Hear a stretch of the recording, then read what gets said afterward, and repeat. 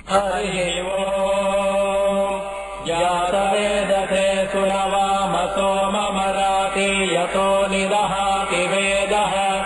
कनः पर्षदति दुर्गाणि विश्वानावेव सिन्धुम् दुरितात्यग्निः तामग्निवर्णान् तपसा ज्वलन्तीम् वैरोचनीम् कर्मफलेषु जुष्टाम् दुर्गाम् देवीगुम् शरणमहम् प्रपद्ये सुतरधितरसे नमः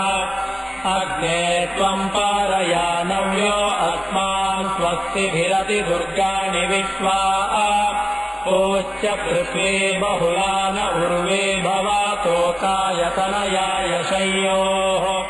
विश्वानि नो दुर्गः जातवेदस्सिन्धुन्ननावादुरितातिपर्षि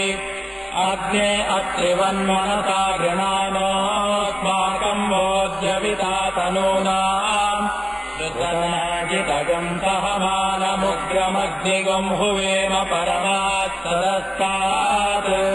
तनःपर्षदति दुर्गाणि विश्वाक्षामद्देवो अतिदुरितात्यग्निः